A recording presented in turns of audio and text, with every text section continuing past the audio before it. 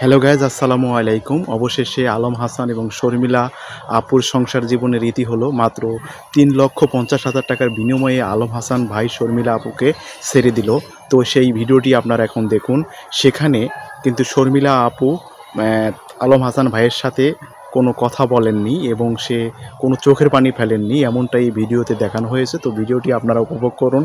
তাদের সংসার জীবনটি শেষ হয়ে গেল, অর্থাৎ এই খুবই কাদাছড়ি কয়েকদিন ধরে সেটার অবসান হয়ে গেল আজকে। সেই বিষয়টা আসলে এটা কোয়ার মতো না, তারপরেও আমাদের বলতে হইতাছে। তো আলম হাসানের বউ শর্মিলা ভাবি আসছিল, ওনার মা বাবা আসছিল। তো শর্মিলা ভাবি রাস্তায় দাঁড়িয়েছিল, ওনার মা বাবা আসলো, বাসায় আসার পর কথা বললো। তো ওনার একবার বললো না আমার মেয়ের ভাত খাওয়াবো, এরকম কিছুই বলে না। আসলো, আসার পরে কিভাবে সারাসারি করবে, কাজী ডাকো, এরকম কিছু বলছে। বলার পরে আলম হাসান ভাই এই পক্ষে কোনো কাজী ডাকছে, ডাকার পরে আপনার হয়েছে ওনার কথাবার্তা বলে তো কাগজ লেগুলো লেখার পরে আর কি ডিভোর্স হয়ে গেল এরকম।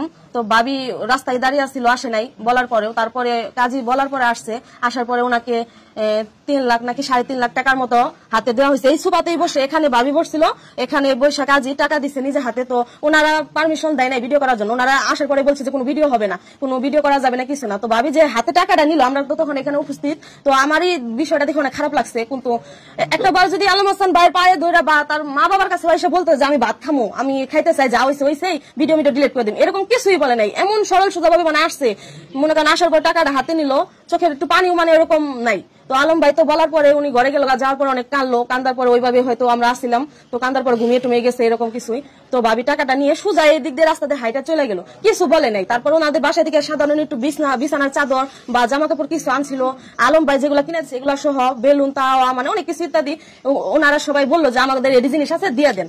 তো আলম ভাই তো এরকম না, মানে টাকা পয়সা বা এরকম সবাই জানেন। তো পরে কি করবো, ওনারা সব দিয়ে দিল। দিয়ে দেওয়ার পরে ওনার মা বাবা সব নিয়ে চলে গেল, এরকমই বিষয়। আসলে এখানে আরো অনেক লোকজন ছিল কিন্তু ভিডিও করতে দেয় নাই, কারণ ভিডিও করে নাই। তো এই বিষয়টা সবাই জানানোর দরকার। হ্যাঁ, যখন অনলাইনে কাজ করে, অনলাইন আপনারা সবাই দেখেন বা চিনেন, তো এই বিষয়টা জানা দরকার। এই কারণে আলম ভাই আজকে আলম হাসানের স্ত্রী শর্মিলা, সে তো বলেছে সে ডিভোর্স দিবে না, সংসার করবে। তো এই জায়গায় এসে আপনি যেটা বলতেছেন সেটা তো পুরাই উল্টা দেখছি আমরা। জি, উল্টাই তো, এটা তো আমরা ভিডিওতে দেখতেছি। ভাবি এখান করে যাওয়ার পরে রাগ করে যে দেখি পার্লারে কোন নাকি মেয়ে, তো ওই মেয়ের সাথে ভিডিও বানাইতেছে, চুল পর্যন্ত স্টেপ করে ফেলাইছে, ফেসিয়াল, মানে যা বলেন আর কি। মেয়ের আমরা তো সব বুঝি, এগুলা সবই কথা আছে।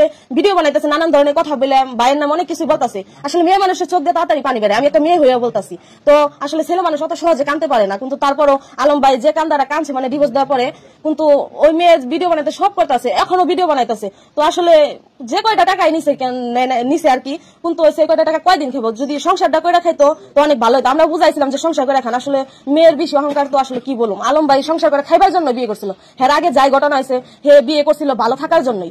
আর ওই মেয়েও বিয়ে করছিল, উনার বিয়ে করছে বা যাই ঘটনা হয়েছে সব দেখেই তো বিয়ে করছে, নইলে তার বিয়ে বসে নাই। তো তারপর ও মেয়েটা আসলে এত কিছু করলো, এটা আসলে বলার মতো না। কিন্তু ভিডিও জগতে বাইরে আনছে, আনার পর সব শিখিয়া এখন বাইরেই সাইরা থুয়া নিজে ভিডিও করতেছে।